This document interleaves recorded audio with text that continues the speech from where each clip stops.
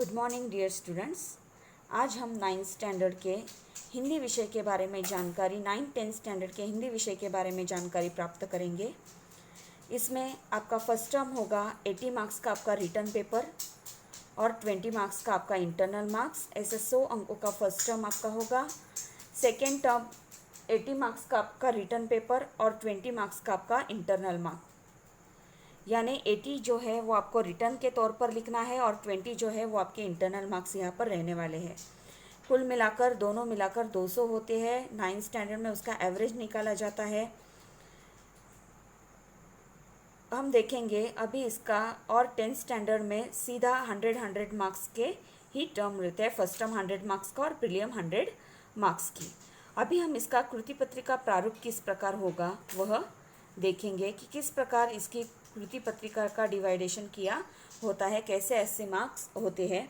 इसमें कृति पत्रिका में आपको गद्य विभाग, पद्य विभाग, पूरक पठन, भाषा अध्ययन विभाग, उपयोजित लेखन विभाग, इन सारे पांचों विभाग मिलाकर आपका पेपर यहाँ पर रहता है। तो हम देखते हैं यहाँ पर कि आपका कृति पत्रिका प्रारूप किस प्रकार यहाँ पर होगा। विभाग 1 गद्य विभाग।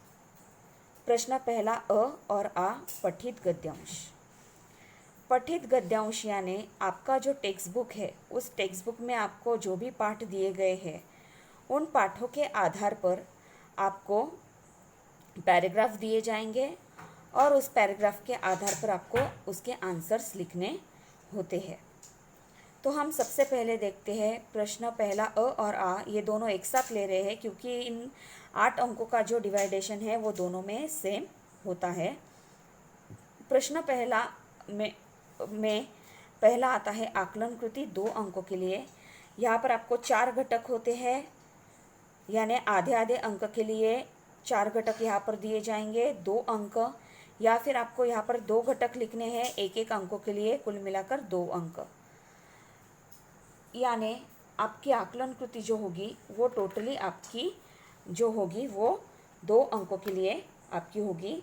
सेम वैसे ही सेकेंड आकलन कृति 2 अंकों के लिए। ये किस प्रकार होगा मैं आपको दिखलाती हूँ। समझो ये सवाल है, इस सवाल में आधे आधे आधे आधे ये सारे हुए आधे आधे अंकों के लिए 4 घटक, और यहाँ पर 1-1 अंकों के लिए 2 घटक यहाँ पर लिखने हैं 2 मार्क्स के लिए। फिर आती है हमारी शब्द संपदा। शब्द संपदा ये व्याकरण के तौर पर होता है 2 अंकों के लिए। शब्द संपदा में अनेकार्थी शब्द, शब्द युग्म, समानार्थी या फिर पर्यायवाची शब्द, विलोम शब्द, उपसर्ग, प्रत्यय, अनेक शब्दों के लिए एक शब्द, कठिन शब्दों के अर्थ, लिंग, वचन, विराम चिन्ह, कृदंत, तद्धित, तत्सम, तद्भव तथा विदेशी शब्द आदि आपको पूछे जाते हैं। मैं फिर से एक बार दोहराती हूँ।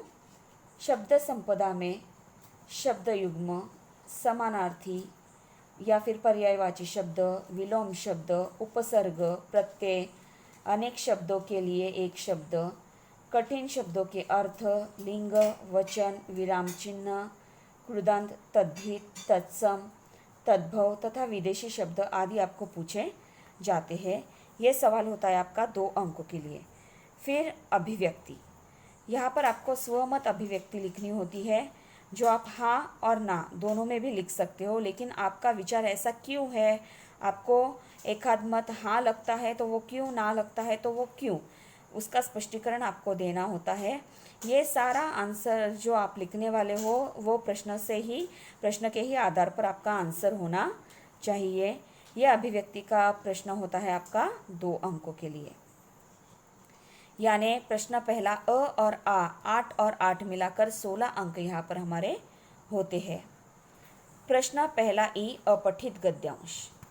अपठित गद्यांश यानी जो आपको टेक्स्ट बुक के बाहर से पैराग्राफ दिया जाएगा और उसके आधार पर आपको कृति लिखनी होगी। यहाँ पर सबसे पहले आता है आकलन कृति। जैसे मैंने ऊपर आपको दिखलाया उसी प्रकार 2 अंकों के लिए वो होती है। सेकेंड अभिव्यक्ति, यानी आपका मत क्या है वो आपको यहाँ पर लिखना है। ऐसे कुल मिलाकर 4 अंकों के लिए आपका अपठित गद्यांश यहाँ पर होता है। यानी विभाग 1 गद्य विभाग हमारा होता है 20 अंकों का। हम आगे बढ़ेंगे विभाग 2 पद्य विभाग की ओर। प्रश्न दूसरा अ और आ पठित पद्यांश। पठित पद्यांश यानी आपके टेक्स्ट बुक में जो कविताएं होंगी उनमें से ही 2 कविताएं आपको यहाँ पर दी गई होंगी और उन 2 कविताओं के आधार पर कुछ कविता की लाइंस आपको दी गई होंगी और उसके आधार पर आपको कृति सॉल्व करनी है। इसमें आपको प्रश्न पहला आएगा आकलन कृति। जैसे मैंने आपको बताया 4 घटक आधे आधे अंकों के लिए या फिर 2 घटक जो होते हैं वो 1-1 अंकों के लिए, ऐसे 2 अंकों का यह प्रश्न होगा। फिर शब्द संपदा, जैसे मैंने आपको ऊपर बताया शब्द संपदा में क्या क्या आ सकता है, वो सारे विभाग व्याकरण से रिलेटेड वो उनमें से कुछ भी आपको यहाँ पर शब्द संपदा के लिए आ सकता है 2 अंकों के लिए। तीसरा है हमारा सरल अर्थ।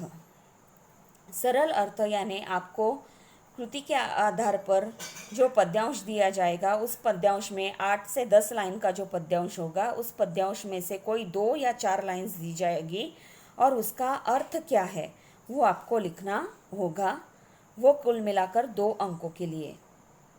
यानी हमारा प्रश्न दूसरा अ और आ पठित पद्यांश का जो है वो सेम रहेगा, 2-2-2-2 मिलाकर 6 अंकों के लिए प्रश्न दूसरा अ।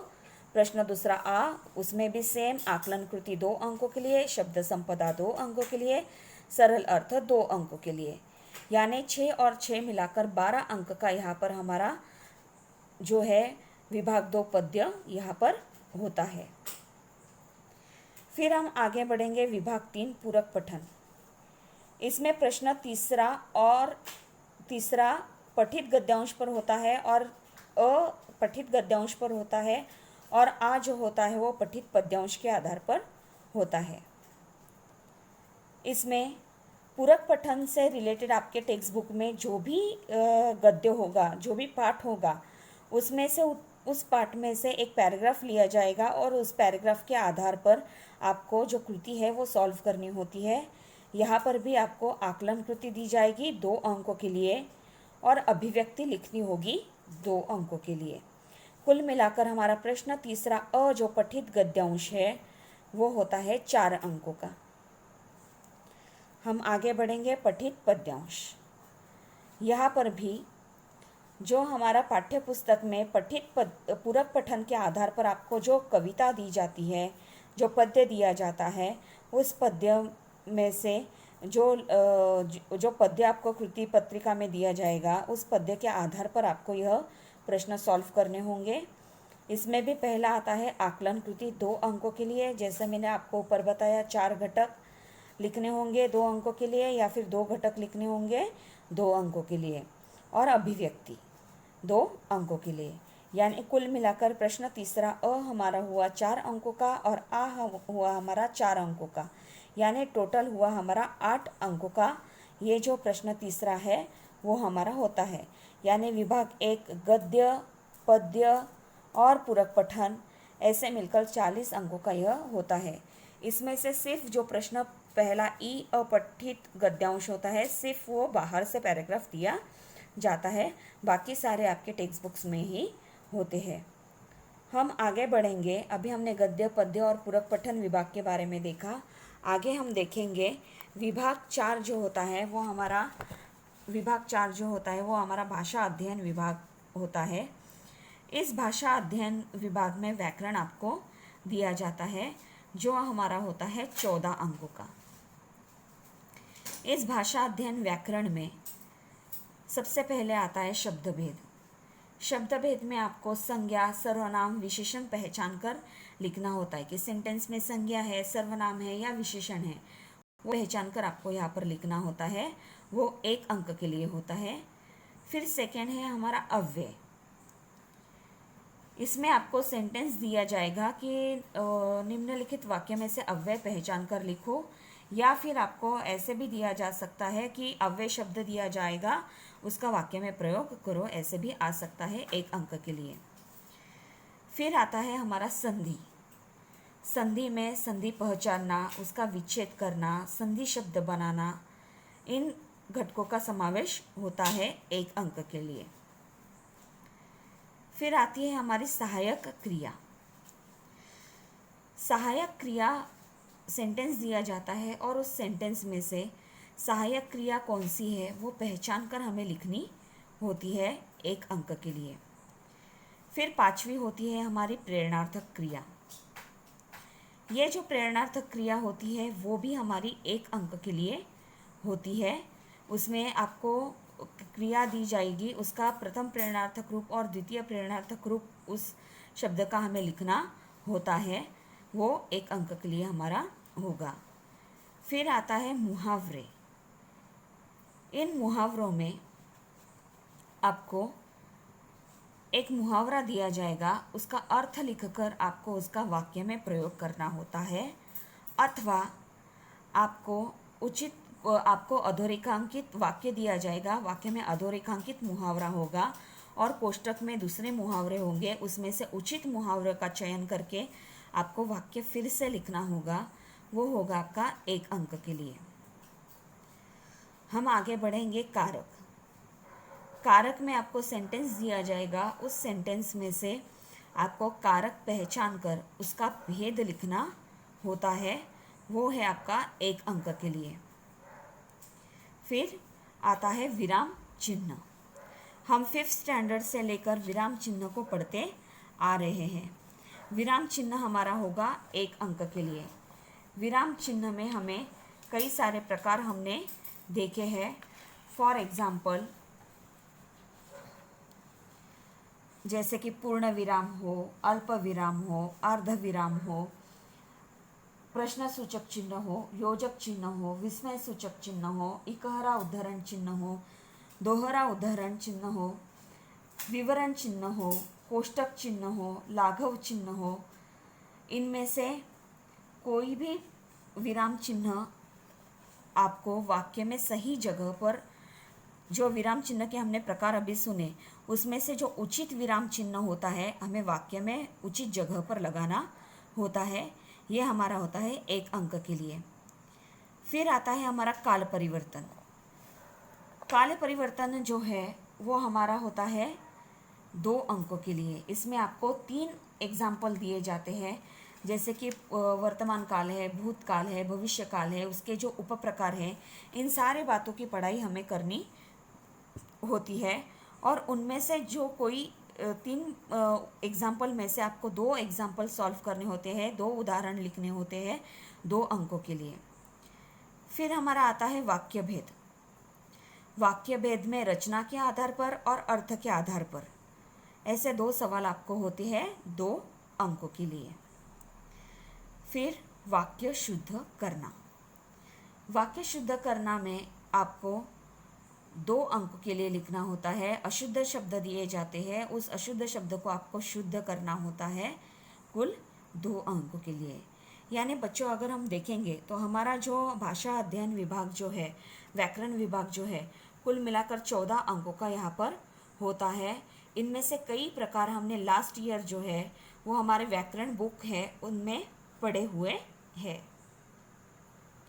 हम अभी आगे बढ़ेंगे विभाग 5 रचना विभाग की ओर, उपयोजित लेखन।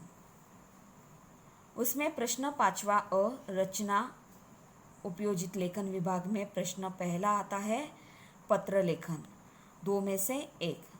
यहाँ पर आपको औपचारिक और अनौपचारिक पत्र दिया जाएगा।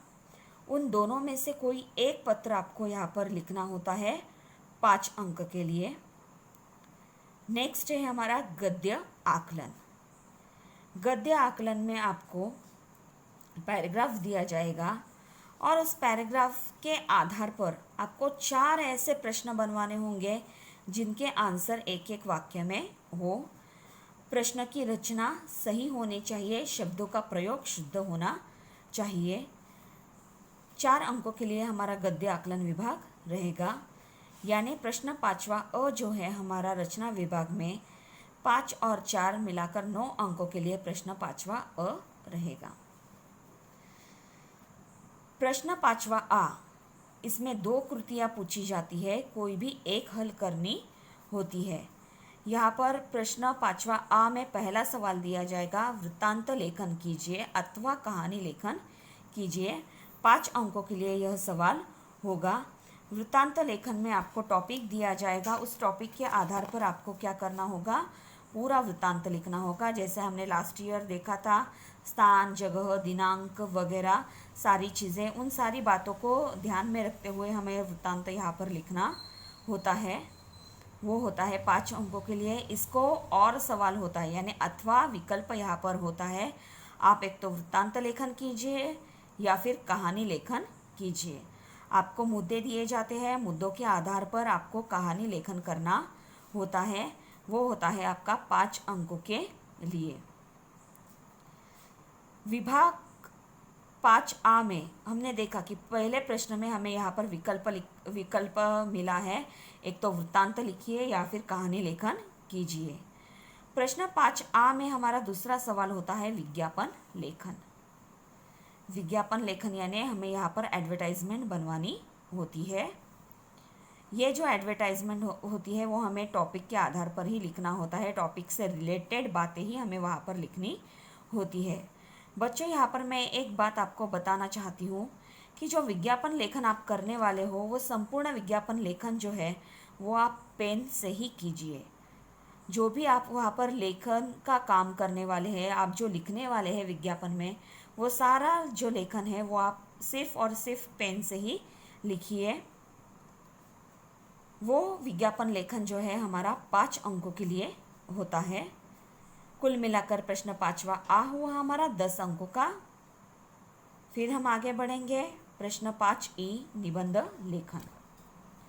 अभी हम निबंध लेखन में हमें प्रकार दिए गए होते हैं, अलग अलग प्रकार हम पढ़ते आ रहे हैं। निबंध लेखन में जैसे ही हमने देखा है कि वर्णनात्मक जो है विचार प्रधानात्मक निबंध होता है, वर्णनात्मक निबंध होता है, आत्मकथनात्मक निबंध होता है, प्रधानात्मक निबंध, कल्पना प्रधानात्मक निबंध होता है और चरित्रात्मक निबंध होता है। यह निबंध के जो अलग अलग प्रकार है, उनमें से कोई 3 प्रकार आपको दिए जाते हैं और 3 में से कोई एक प्रकार आपको यहाँ लिखना आवश्यक होता है और उसके लिए 7 मार्क्स रहते हैं। आप किस प्रकार सुवचनों का उपयोग करते हो, किस प्रकार आप अच्छी भाषा का उपयोग करके निबंध लिखते हो, ये सारी बातें यहाँ पर ज़रूरी होती है। ऐसे कुल मिलाकर हमारा ये जो प्रश्न 5वां रचना विभाग जो होता है वो हमारा 26 मार्क का हो गया। यहाँ पर 14 मार्क्स का व्याकरण विभाग और 26 मार्क का हमारा उपयोजित लेखन विभाग, दोनों मिलाकर हुए 40 अंक। यानी पहला गद्य, पद्य और पूरक पठन विभाग मिलाकर 40 अंकों का और भाषा अध्ययन विभाग और रचना विभाग मिलाकर 40 अंकों का, ऐसा 80 अंकों का हमारा यह पेपर होता है। हमने आज के वीडियो में किस प्रकार आपका 80 मार्क्स का रिटर्न पेपर होगा और 20 मार्क्स के इंटरनल मार्क होंगे, इसके बारे में जानकारी प्राप्त की है और 80 मार्क के लिए किस प्रकार आपको कृति पत्रिका प्रारूप आपका होगा, उसके बारे में हमने जानकारी प्राप्त की है। धन्यवाद।